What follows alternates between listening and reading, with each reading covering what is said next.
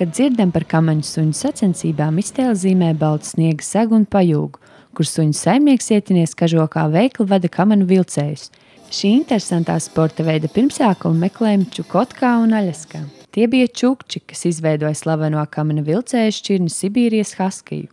Haskija biezā kažoka dēļ bija piemērota arī visbargākajiem klimatiskajiem apstākļiem, kad temperatūra noslīdēja pat zem -60 grādu atzīmes pēc Celsija.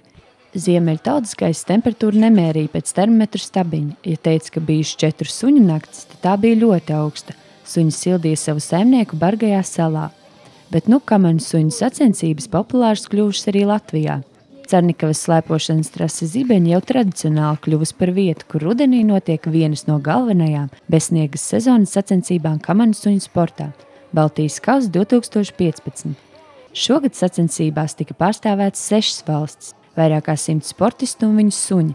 Skatītāji varēja vērot ne tikai tradicionālos kamaņu suņus, Sibīrijas haskijus, Aļaskas malamutus, bet arī vācu aitu suņus, veimāriešus, kā arī citus šķirņu un bezšķirņu suņus. Ar katru gadu arvien pieaug šis dalībnieku skaits. Tad, ja pagājuši, kad bija 100 dalībnieki, tad šogad jau ir 118 dalībnieki. Un tiešām popularitāte arī augšim sporta veidam un arī profesionālais līmenis ar katru gadu ļoti krietni pakāpjās. Elīna Klinžāne, Latvijas kamaņu suņu federācijas biedra un Baltijas kausa 2015 organizātora. Viņa startēja arī sacensībās dalībnieces statusā ar savu četrkājaino draugu haskiju, izcīnot 2. vietu bikdžoringa Nordic ziemeļu šķirņu klasē.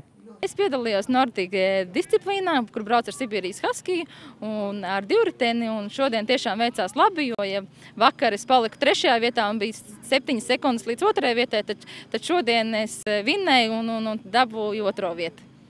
Un tiešām, jo suns skrēja krietni labāk, jo šodien ir vēsāks nekā vakar, jo vakar bija saule, un manam sunim nepatīk siltums, un līdz ar to šodien gāja krietni labāk. Protams, tas ir gan savstarpējās attiecības ar savu suni, jo, piemēram, ja paņems arī profesionāls sportists vienkārši no kāda aizņemsies suni, tad viņam šie rezultāti nebūs tik labi. Līdz ar to ir jābūt arī labai fiziskai sagatavotībai pašam sportistam, ir jābūt labai fiziskai sagatavotībai sunim un ir jābūt arī savstarpējām labām attiecībām ar šo dzīvnieku. Cernikavā bikdžoringa pārstāve veica 5 km garu trasi. Ātrums šajā disciplīnā ir liels, un tās pārstāve centās trasi nobraukt ātrāk kā 10 minūtēs. Kamanu suņu sportā ir grūti izšķirt, kurš ir galvenais sportists vai suns, jo tas ir komandas darbs. Tā bija patiešām ļoti ātra trase.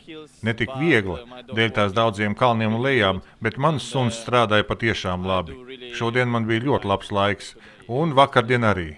9 minūtes 5 km distancē, tas ir labākais laiks no visām klasēm.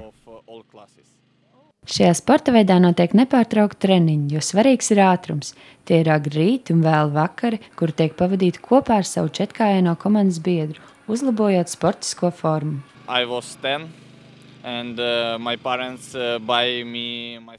Man bija 10 gadi, kad vecāki nopirka man pirmo suni, haskiju.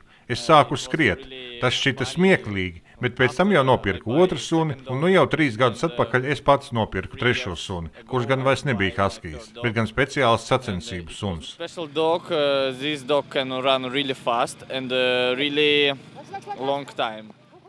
Šie suņi var skriet ļoti ātri un garu distanci, kā piemēram šī miks distance, kur var sastapt Aļaskas, haskijus un daudzu citu šķirņu suņus.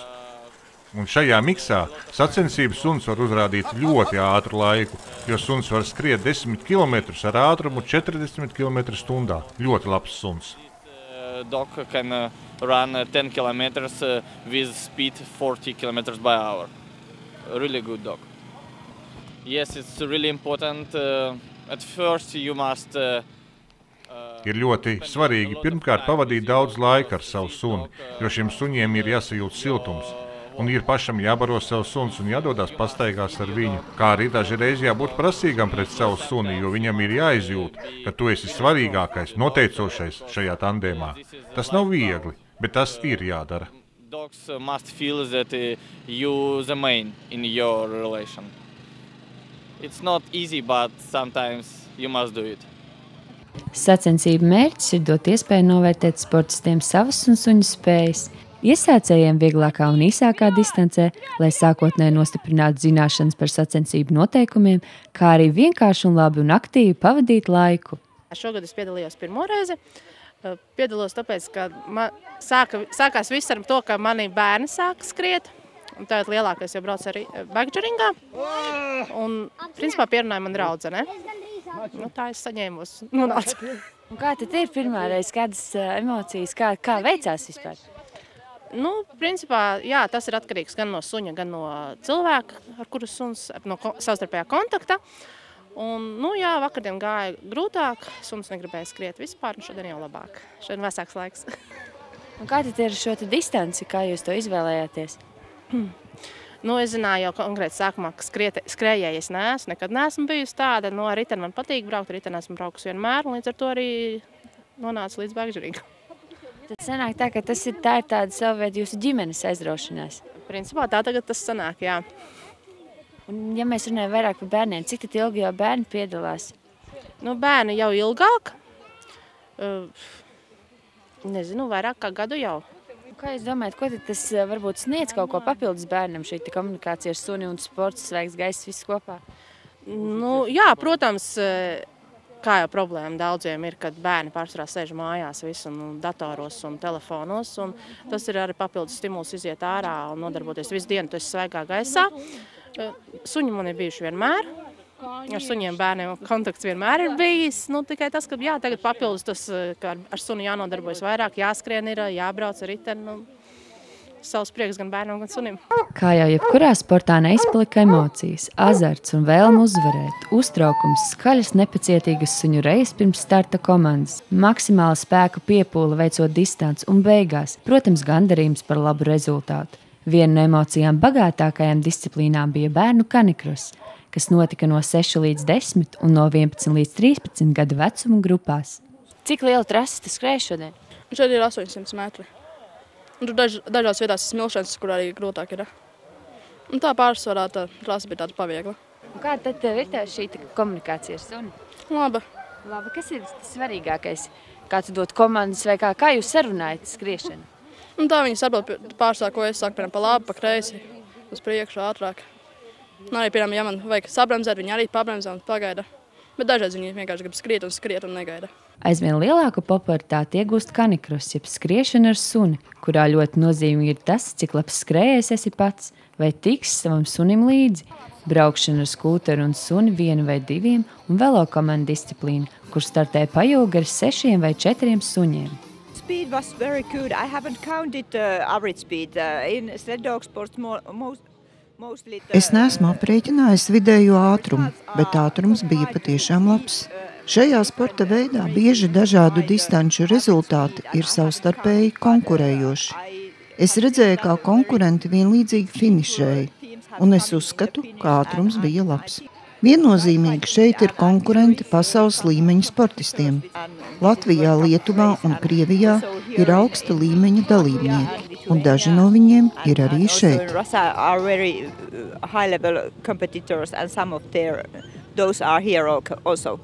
Baltijas kausa ir tāda kalve arī Eiropas un pasaules čempionāta medaļniekiem. Mums pašiem Raimonds Klembergs ir medaļnieks Eiropas čempionātā, Ginta Klemberga ir medaļniece, un no kaimiņiem uzreiz tā nenosaukšu, bet mums ir daudzi top 6 braucēji, un Aleksandrs Pirdorovs ir vinnējis no Krievijas medaļu, Evgaņija Bogdanova, ja nemaldos, ir Eiropas čempione. Mums līmenis ir pietiekuši sportiskā ziņā augsts. Ja mēs runājam vairāk gadu griezumā, kas varbūt ir mainījies? Vai ir kādas tādas lietas, mēs arī noskaidrojam, ka ir dalībnieku ziņā pamainījies, vai ir vēl kaut kas? Mēs esam tehniskā ziņā auguši. Dalībniekiem ir labāk trenēti suņi, tehnika ir uzlabojusies. No organizatoriskās puses mēs esam guvuši pieredzi. Mums bija šoreiz jau tiešās pārraides no trases. Tehniski mēs šoreiz nekur neesam aizķērušies, rezultāti ir laicīgāki. Komanda ir saliedētāka un katram ir zināms, kas ko darīt. Līdz ar to tādā ziņā mēs esam nodrošinājušies vairāk tehniski. Mums ir rācijas, mums ir kvadrcikls, ar ko palīdzēt trasē. Tīrvāk mēs tā tehniski esam attīstījušies. Latvijā pajūga vilkšanas sports tikai uzņem apgriezienus. Viens no pirmajiem, kas sāka nodarboties ar kamanas suņu audzēšanu atlas, ir Edvards Grobiņš no Medlienes. lūdzu, šie ir jūsu suņi, un jūs jau minējāt, ka tie nav visi. Tie nav visi mūsu suņi, mums ir 32. Pat cik Baltijas kausa ietvaros pēdējos gados ir diezgan bēdīgi salasīt lielo pajaugu braucējus, tāpēc, ka viņi ir ļoti maz. Mēs Latvijā esam daži ir Lietuvā, daži ir Igaunijā. Nu, tad 4 suņu komandas vēl kaut kā salasīt var. Lielāki pajaugi jau ir tāds retums kļūs. Kā jums veicās? Jūs arī piedalījāties arī šajā noslēgumā? Jā, protams. Nu, šis posms, teiksim, pēdējais nav īpaši izdevies. 4. palikām. Bet iepriekšējos posmos ir bijušas 2. vietas un arī bijušas 1. vietas. Tā, vidēji turamies Baltijā. Kas ir tas, kas ļauj vidēji turēties, kādam zināšanām ir jābūt, un kas varbūt trasē bija tas nozīmīgākais? Sāksim ar to, ka ir gandrīz 10 gadi aiz muguras visā šī lietā, ja? Tāpēc, kad ir jāsaprot, tāpat kā visi diletanti iesākām ar haskijiem Sibīrijas suņiem, jo likās, ka tas ir tas īstais suns un vienīgais, kas var vilkt kamanas. Tāpēc, ka izrādās arī šie suņi ir vilcēji un vēl labāki un vēl ātrāki. Un pamazām selekcionējam, pērkam jaunus suņus un attīstam šo lietu, lai panāktu to, ko mums visiem gribās - ātrumu. Jā, bet līdz tam ir jānonāk, kā jūs teicāt, jūs sākāt ar haskijiem, tad lēnām jūs atklājāt, kas ir labāk, vai jūs gājāt jau uz to? Sauksim to tā, informācijas trūkums. Informācijas trūkums. Nu, tad, kad tu brauc uz sacensībām, tiecies ar līdzīgi domājošiem cilvēkiem, kam ir lielāka pieredze un daudz kas cits, jā, tad pamazām arī uz to arī ej un izej. Tā kaut kā.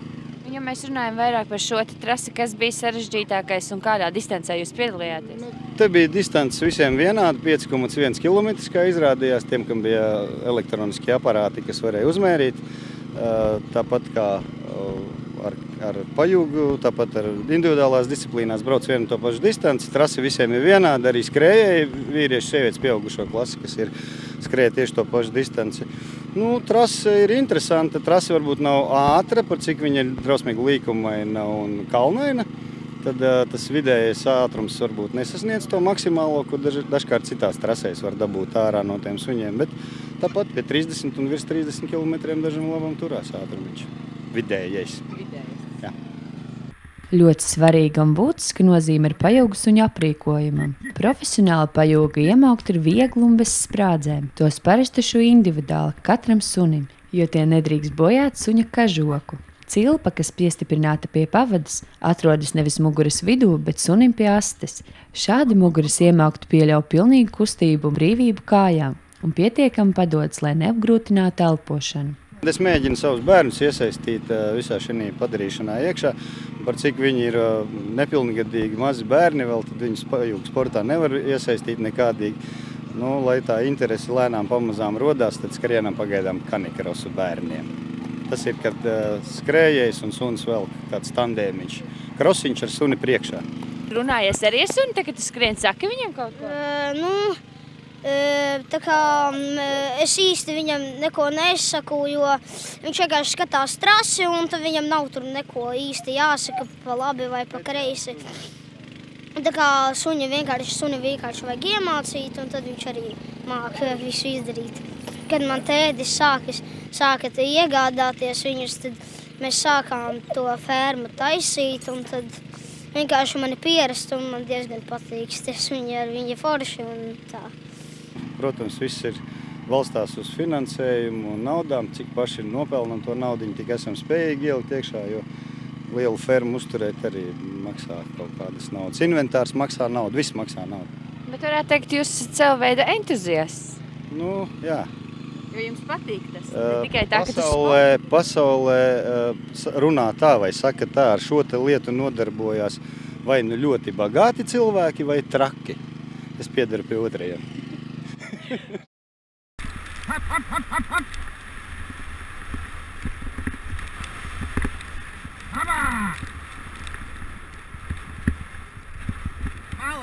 Go, go, go, go, go, go!